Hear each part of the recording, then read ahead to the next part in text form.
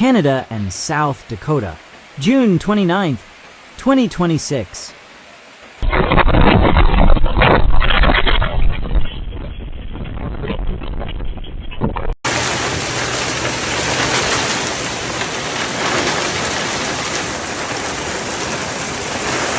Bro, this thing is rocking my pickup right now.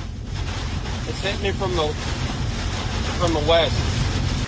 The frickin' bends are toast. This is right across the road from where we were at.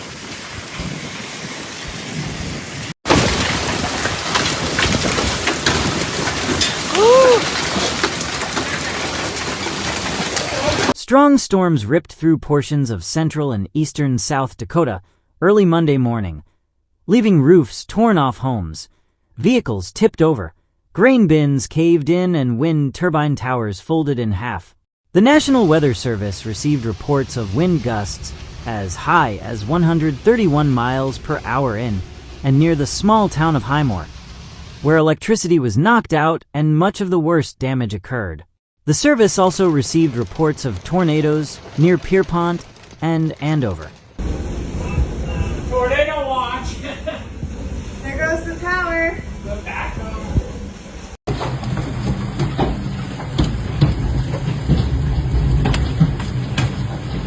At least our cars are sort of. Matthew Capucci, a meteorologist, wrote for the Washington Post that the 131 miles per hour gusts may be the strongest straight-line thunderstorm gusts directly measured since August 1st, 1983 in Maryland, where a gust was measured at 149.5 miles per hour. Governor Larry Roden visited Highmore later Monday. Officials are surveying the damage in preparation for a 30-day window to apply for federal assistance. To qualify for federal aid, a storm in South Dakota must cause at least $1.8 million in damage to public property, Roden said. Just devastating. Highway 47 going through Highmore. It looks pretty tough. The roof is coming off of this building. There's debris all over. Camper slid, bins on top of the cabin. Pickup stopped some debris. State officials were posted throughout the town of about 650 residents Monday to direct traffic and help coordinate the response. Brittany Kerr, 38, is a lifelong Highmore resident. She had never seen such severe storm damage. Kerr helped evacuate dozens of residents from the nursing home in town. Her sister lent a hand in the cleanup on Kerr's property, which had uprooted trees and visible damage to the house.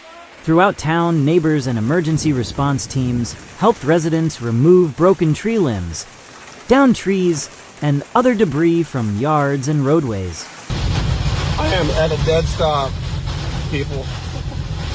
This is in Wolseley, right past Wolseley. A lot of damage. Even on the other side of the street.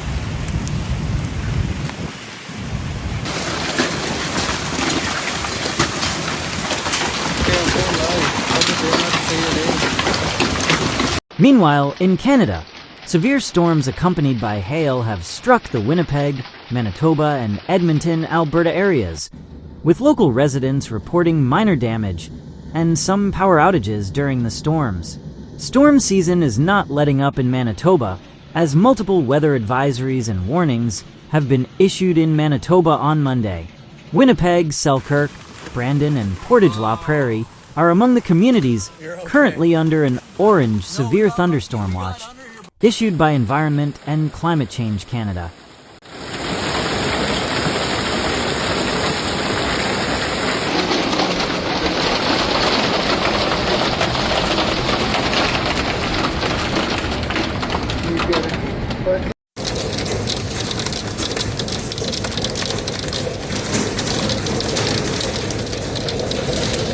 According to the City of Brandon's Facebook page Monday evening, the city said a significant amount of rain has come down in a short period of time and crews are monitoring the situation.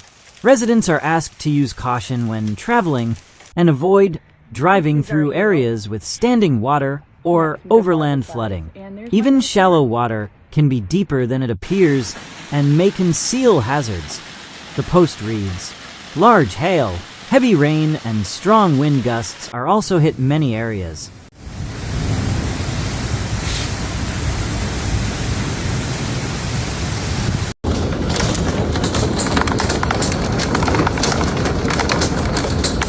Wow.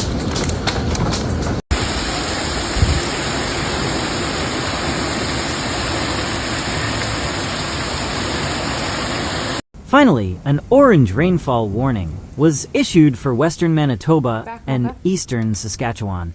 Dauphin, Roblin, Russell, and Minnedosa are currently under the warning. Total rainfall of anywhere from 35 to 90 millimeters can be expected before the rain tapers off on Tuesday, ECCC said, adding highly localized rainfall in excess of 150 millimeters is possible with this current storm system, and localized flooding is possible.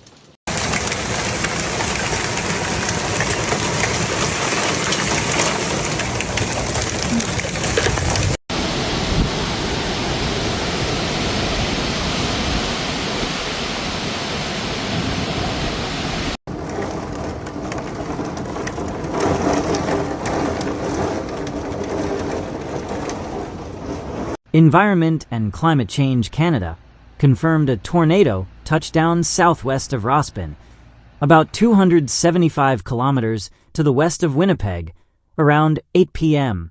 The weather agency is also working with the Northern Tornadoes Project to look into reports of another near Roblin around 8:55 p.m.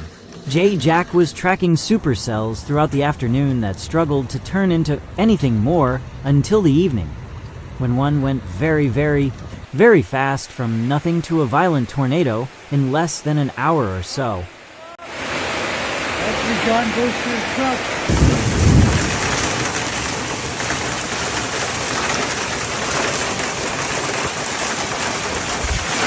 The first swirls of dust began about 3 meters away from him, just south of Bertle, southwest of Rospin. Within 10 minutes, it peaked into a pretty big monster tornado, Jack said. I tracked it to the east. It was moving at a pretty good clip towards Rospin, he said.